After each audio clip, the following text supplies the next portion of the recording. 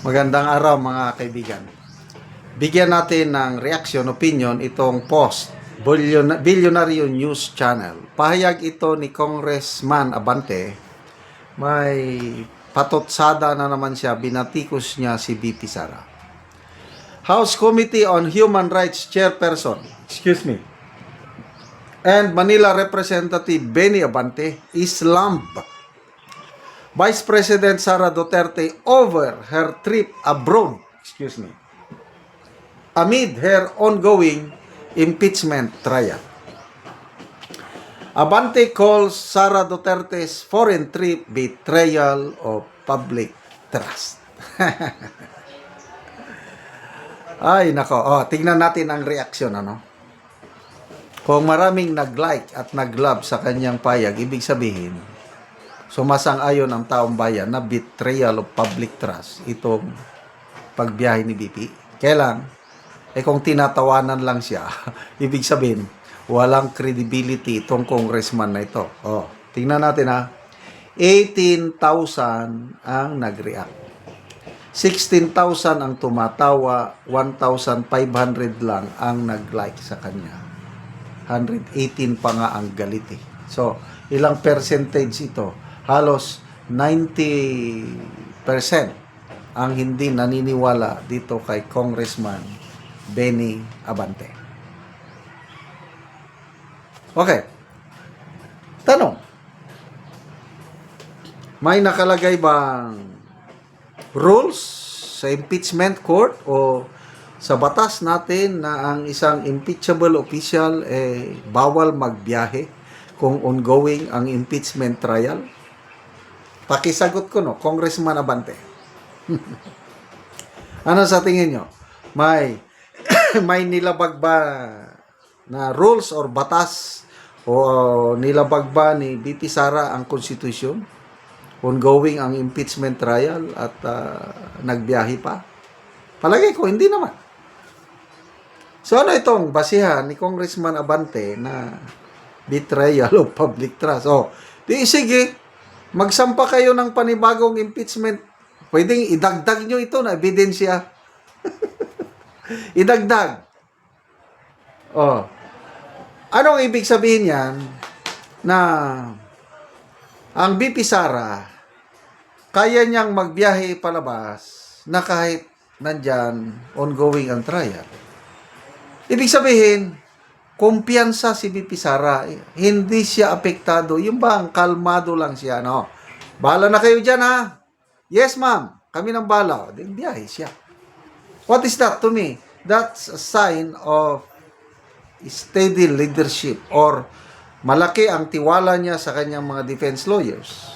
Pinagkatiwala niya na sa kanyang mga abogado ang kanyang kapalaran. And to me, that's leadership, that's trust, that's cool lang si BP Sara na kahit ongoing ang trial, pwede niyang alisan, pwede niyang magbiyahe. Ang biyahe niya is, I think, Qatar. Anong ginawa niya sa Qatar?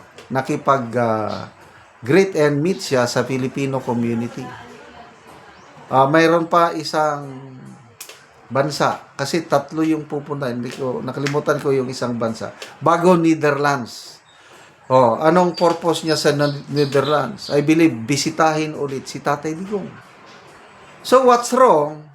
Bisitahin mo ang ama, ang daughter, bisitahin niya ang kanyang ama na nakakulong. Mayroon bang bawal sa batas, Congressman Abante? Palagay ko wala naman So, bakit siya nagsasabi na betrayal of public trust? Siguro, na-o-offend sila. Ito, opinion ko lang Parang sampal sa mukha sa kanila yung pagbiyahe ni BP Sara dahil minamaliit lang sa tingin nila, parang minamaliit lang ni BP Sara ang articles of impeachment na isinampa, kaya kaya niyang magbiyahe kahit saan. Yan ang tingin ko.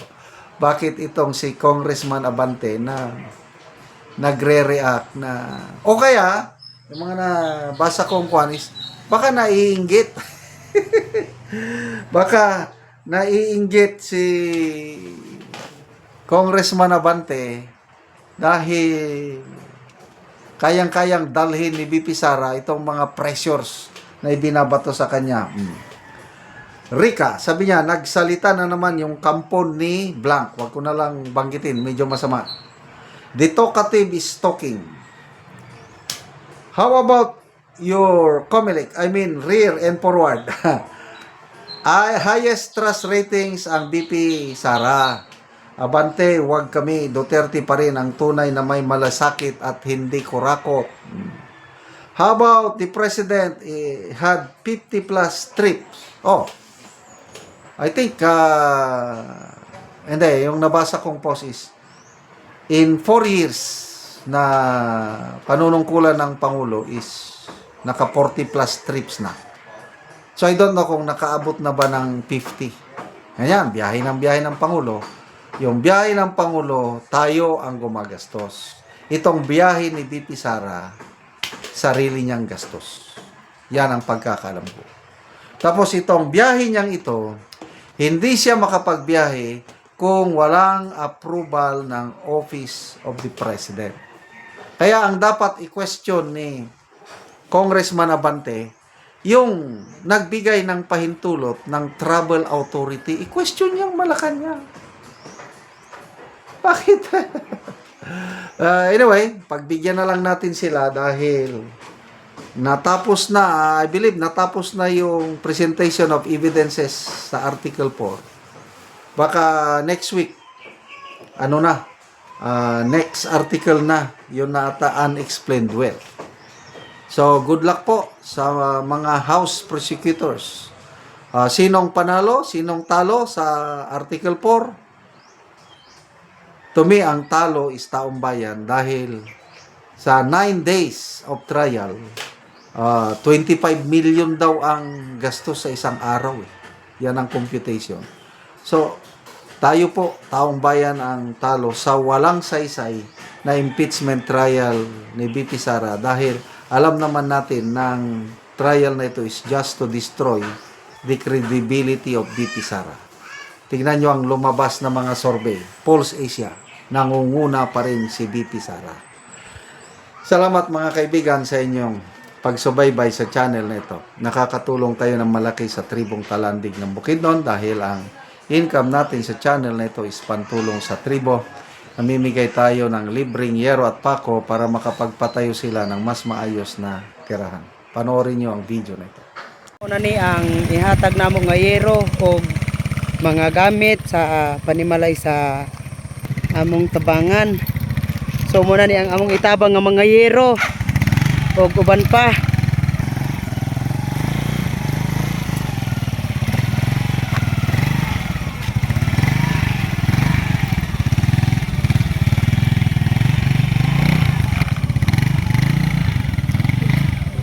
Karon abot magyod.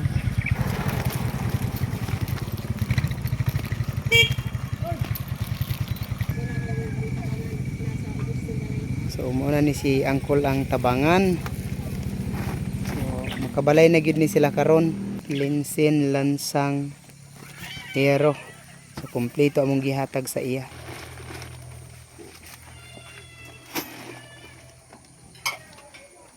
Bawa na yan.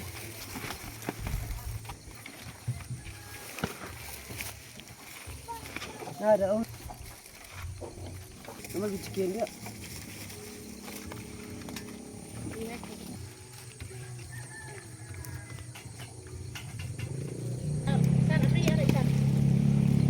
So karon ihatod na gyud sa panimalay ni Angkol ug ni Ante ang among gitabang sa ilaha. So makabalay na sila og doon na pod may gihatag nga mga makatabang sa ilaha nga para sa ilang kahimtang. Payag. Balay na gyud ni inaanay sin nga natapos sa panalangin. Maini kay pagbuot ni sa ang tingaling nga maabot ng among pangandoy. Kinabuhi. Oo, so sa mo lang pangkamot wala di mahimo. sumuna ni ang hitsura sa mao nga panimalay ilang Angkol ug Ante nga gitagaan sila og tabang tungod sa ilang kalisod. Nga silupin lang yun in town. Mong balay o payag day. Muna among kahintang. Muna ni ang ilang kahimtang ilang ante. Yung taon among atop. Ilang kaldero isa ra ka buok. Wala gyud. At gyud kay sa Ginoo nga naara gyud nakaabot sa amo ang tabang nga wa namo damha nga karong adlaw gyud. Naara gyud ay naluoy sa amo nga sa amo kahimtang nay ami adlaw do mangita taon ako. Salamat kayo te. Salamat